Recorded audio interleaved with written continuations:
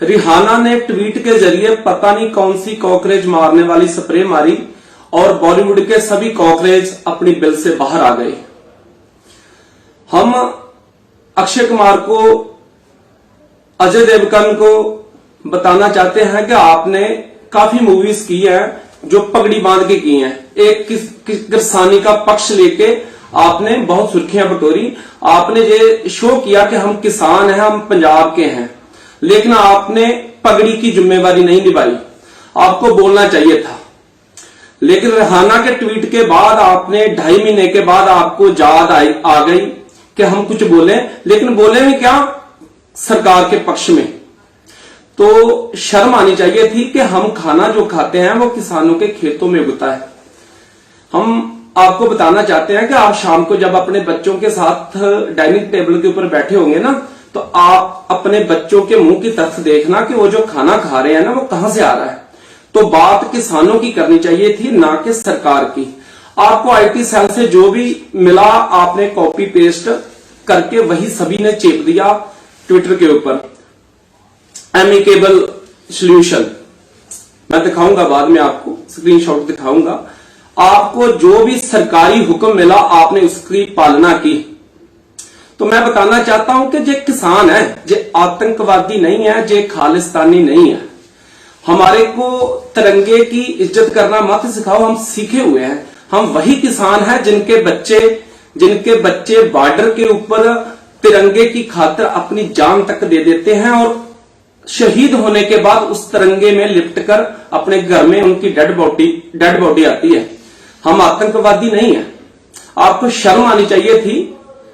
हम भी उसी देश के वसनीक हैं, हम भी यहां पर ही रहते हैं जहां पर आप रहते हैं, लेकिन आपको 2.5 महीने तक कुछ आपकी जुबान का लॉक नहीं खुला, आपने कुछ भी नहीं बोला।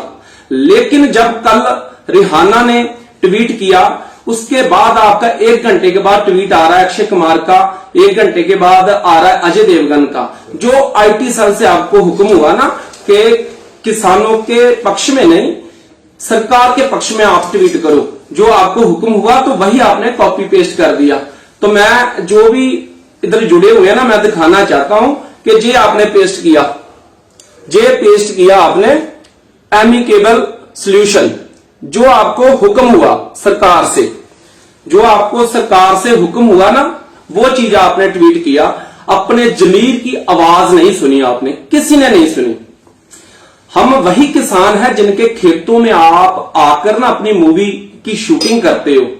हम वही किसान हैं कि जितनी मूवीज बनती है आपके थिएटरों में, जो किसानों के बच्चे देखने जाते हैं और आप करोड़ों रुपया कमाते हैं।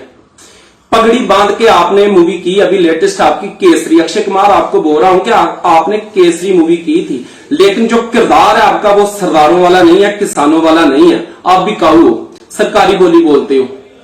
जो आपको सरकार बोलती है ना, वही आप करते हो। अपने जमीर की आवाज सुनना।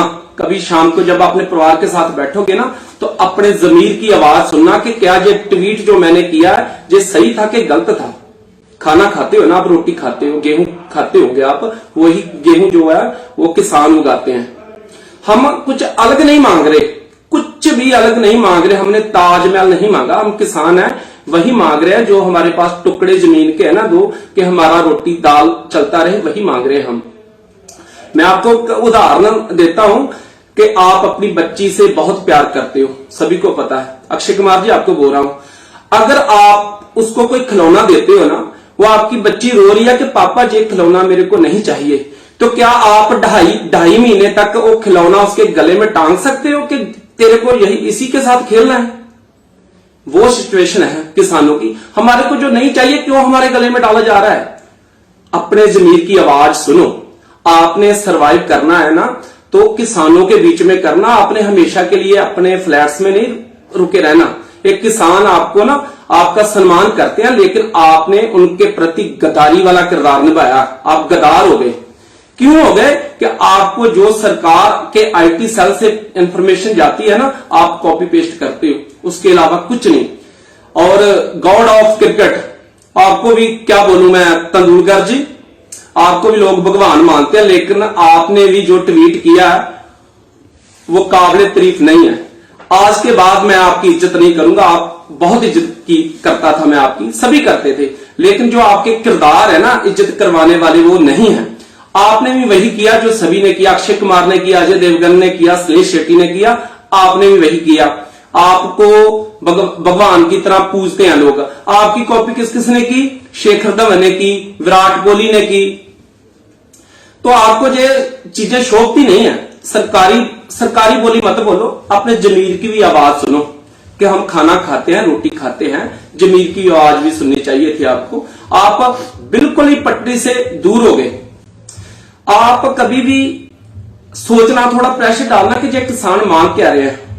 हम किसी का कुछ नहीं मांग रहे, हम इस देश में पैदा हुए हैं, हमारा जो था ना हमारे पूर्वजों का था वही मांग रहे हैं। हम कुछ अलग से नहीं मांग रहे कि हमारे को कोई प्लेनेट दे दो, कोई ग्रह दे दो, वो नहीं मांग रहे हम, हमारा जो है वही मांग रहे हैं। तो रिहाना के ट्वीट के बाद जो उसने कॉकरोच मारने वाली ऐसी स्प्रे मारी के पूरे कॉकरोच बॉलीवुड के बिल से बाहर आ गए। हम यहां पर जिन्होंने अच्छा बोला उनके बारे में भी बताएंगे। तापसी पन्नू ने बहुत अच्छा ट्वीट किया। क्यों किया? कि वो गोबर नहीं खाते, वो खाना खाते हैं। सोनाक्षी सिन्हा ने ट्वीट किया, किसानों के पक्ष में किया। उन्होंने बताया कि हम खाना खाते हैं, हमारी सोच जो गोबर खाने वाली नहीं है। इस बात से साबित होता है कि जागती जमीर वाले भी हैं। और आज के बाद जो जुआ वर्ग है, जो किसानी के साथ जुड़े हुए हैं ना, वो मियां खलीफा की इज्जत आपसे ज्यादा करेंगे, क्योंकि उसने शरीर तो बेचा लेकिन अपना जमीर नहीं बेचा। आपने अपना जमीर बेच दिया। सरकारी बोली के ऊपर आपने अपना जमीर बेच दिया। अंदर झांक के देखना आपने। पूरी की पूरी दुनिया किसानों के पक्ष में है। क्यों है? सोचना क्यों है? वो इसलिए है कि अपना हक मांग रहे हैं, कुछ उल्टा सीधा कुछ नहीं मांग रहे। लेकिन आपने जो सरकार की तरफ से आपको मैसेज किया कि अब मौका है आपको अपनी रोटी सेकने का, कि जब रिहाना ने ट्वीट कर दिया आपने सब कुछ पेस्ट कर दिया वहां पर। अपने आपने जमीर की आवाज नहीं सुनी, सरकारी आवाज सुनी कि क्या करना है अभी। तो लानत है ऐसी नौकरी के ऊपर, लानत है। सरकारी नौकरी कर रहे हो आप, लानत है आपके ऊपर कि आपके किरदार बहुत अच्छे थे। आपने करोड़ों रुपया कमाया किसानी के नाम पे। कितनी मूवी बनाई आपने पगड़ी बांध के। अजय देवगन ने मूवी की थी सन ऑफ सरदार, वो करोड़ों रुपया कमा के लेके गया आप थिएटर से, लेकिन दो बोल आपके मुंह से किसानों के पक्ष में नहीं निकले। तो अब जूथ है ना, जो जब आप पंजाब में शूटिंग करने के लिए आओगे ना, शूटिंग करने के लिए जब पंजाब आओगे तो आपको जो पंजाब का नौजवान है ना, जो जूथ है, किसान है, आपको अपनी जमीन के ऊपर शूटिंग नहीं करने देंगे, नहीं करने देंगे। बिल्कुल आपको घुसने नहीं देंगे। पंजाब में, हरियाणा में नहीं घुसने देंगे आपको, राजस्थान में नहीं घुसने देंगे। एक आपका ना टेम्पू टाइप का और भी आपका बंदा है बॉलीवुड का ना, एक टेम्पू टाइप का एक और भी बंदा है आपका, क्या नाम है उसका बताता हूं, उसका भी थोड़ा बताएंगे कि उसकी है क्या और दिखाता क्या आपको। तो आपको ये जो जूथ है ना, जैसे आपका वेलकम किया जाता था, पंजाब आते थे आपका वेलकम किया जाता था, वो चीज आप अपने दिमाग से अभी भूल जाओ। ये जूथ है आपका थिएटर में अभी मूवी भी नहीं चलने देगा। क्यों नहीं चलने देगा? कि आपने उनके पक्ष की बात नहीं की। नजायज नहीं था, जायज था। जो वही बोला था आपको कि जो जायज था, अगर गलत थे तो नहीं करनी थी। अगर सही को आप गलत दर्शा रहे हो तो ये जो जूथ है ना पंजाब का, आपका कभी साथ नहीं देगा। आपकी मूवी ना तो चलने देगा और ना देखने देगा किसी को। तो जो किरदार होते हैं ना, उनमें से बो नहीं आनी चाहिए, किसी की कत्ल करने की बो नहीं आनी चाहिए, उसकी कत्ल करने की बो नहीं आनी चाहिए। आपके किरदार गिर चुके हैं, आपके कपड़ों से अभी किसानों को अपने कत्ल हुए ईमान की जमीर की बो आती है आपके किरदारों से। अभी 2.5 महीने तक आपने मुंह नहीं खोला, किसानों के पक्ष में कोई बात नहीं हुई। जब इंटरनेशनल लेवल से आपको लानत पड़ने लगी ना, तो फिर आपको याद आ गया कि अब हमारे को बिल से बाहर आना चाहिए। और जो आपको सरकारी तंत्र ने बोला वही पेस्ट किया आपने। आपको देख के जो आपके आगे चमचे हैं वही सभी ने पेस्ट किया। हाँ, उसकी बात कर रहा था कि जो आपका टेम्पू टैप बंदा है ना, वो करण जौहर, उसने भी आप सरकारी बोली उसके मुंह से भी कोई लफ्ज नहीं निकला कि किसान क्या चाहते हैं। अलग कर रहे हो हमारे को, आपने बैरिकेडिंग देखी होगी ना, बैरिकेडिंग देखी होगी आपने। क्या हम इस मुल्क के वसनीक नहीं है? हमारी वोट नहीं है? हमारी वोट के साथ ही सरकार बनी थी ना, हमने भी वोट किया था। क्या आपको अच्छा लग रहा है कि वो बैरिकेडिंग ऐसे दीवार बना दी गई? यही दीवार अगर चाइना बॉर्डर के ऊपर बनती ना, तो जो हमारे जवान शहीद होते ना डेली, जो आप बोलते हो कि किसानों को तिरंगे की इज्जत करनी नहीं आती, वही किसानों के बच्चे तिरंगे की खातिर जान देते हैं और वही तिरंगे में लिपट के उनकी डेड बॉडी आती है। यही फेंसिंग, यही दीवार अगर चाइना के बॉर्डर के ऊपर बनती, पाकिस्तान के बॉर्डर के ऊपर बनती, जो 42 जवान शहीद हुए थे ना पुलवामा में, वो नहीं होते। हमारे को अलग कर दिया, किसानों को अलग करने की बात कर रहे हो आप। पहले लोग जाया करते थे उधर अमृतसर में बॉर्डर देखने के लिए, जो उधर बॉर्डर बना हुआ ना, परेड जहां पर चलती है अमृतसर में। लेकिन क्या अब इधर सिंघू में आया करेंगे देखने के लिए बॉर्डर के? पंजाब को और हरियाणा को कट कर दिया, अभी इधर आया करेंगे देखने के लिए? आपने कौन सी चीजें पेश कर दी और आप अभी भी सरकार के पक्ष में हो? लोकतांत्रिक कंट्री है ना हमारी, कि हमारे को बोलने का हक है, स्पीच करने का हक है। आपने वो भी छीन लिया, इंटरनेट बंद कर दिया, सरकार ने इंटरनेट बंद कर दिया। देखो, हम पहले इंटरनेट बंद किया जाता था कि झूठ ना फैलाया जाए, लेकिन अब इंटरनेट बंद हो रहा है कि सच ना फैलाया जाए। कौन से मुल्क में हम रह रहे हैं? और आपको शर्म आनी चाहिए थी इन बातों का समर्थन करते हुए कि ये किसान है, मजलूम है, हमारी हालत कोई बेहतर नहीं होने वाली, कि बहुत हम जहाजों में उड़ने लगेंगे, वही हमारा जो दाल रोटी है ना वही चलेगी। और 2.5 महीने के बाद आपको क्यों याद आया कि सरकार के पक्ष में हम बात करें? जब आपको पता चला कि इंटरनेशनल लेवल के ऊपर लानतों का जो लेवल है ना बढ़ने लगा है, दुनिया देख रही है हमारे को। हम कुछ गलत नहीं कर रहे, हम आतंकवादी नहीं है, हम खालिस्तानी नहीं है, हम फार्मर हैं, हम किसान हैं, इसके अलावा कुछ नहीं। हम जहाजों में नहीं घूमते, हम ट्रेनों के एसी डिब्बों में नहीं घूमते, नॉर्मल सर्वाइव करते हैं। जो दो वक्त की रोटी मिल जाए ना वही बहुत होती है। तो आपने क्या दिखा दिया, आपके मीडिया ने क्या दिखा दिया हमको?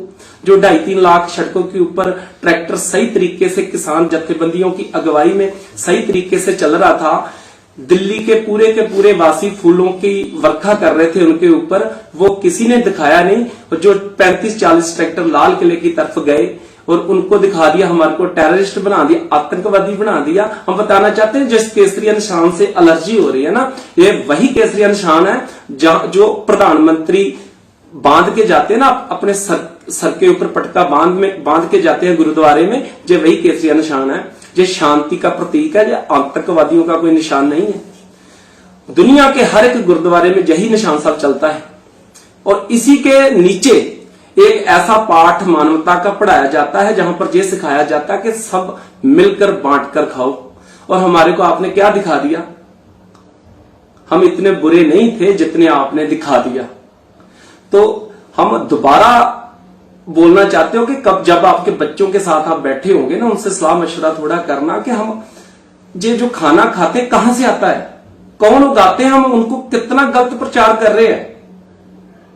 तो यही विनती है कि जो अपने जमीर की आवाज सुनो, सरकारी दलाल मत बनो, अपने जमीर की आवाज सुनो। आपके बच्चे हैं ना, आप बच्चों से प्यार करते हो तो उनके भी व्यू देखना, उनके रिव्यू, उनके मुंह की तरफ देखना जब खाना खाते होंगे ना, कि जो सच्चाई वो क्या है। और जो हमारे को बोला जा रहा है कि सरकार जो हमारे को बोल रही है, बोलना चाहिए कि ना। सरकार आती जाती रहेगी, 5 साल के बाद चले जाएगी, 3 साल के बाद में चली जाएगी, लेकिन आप घर से निकलोगे ना तो सर उठा के नहीं चल सकोगे। नोट कर लेना, जब घर से बाहर निकलोगे ना, आज के 2 साल बाद, 3 साल बाद जब सरकार चेंज हो जाएगी ना, सर नहीं उठा के चल पाओगे सड़कों के ऊपर।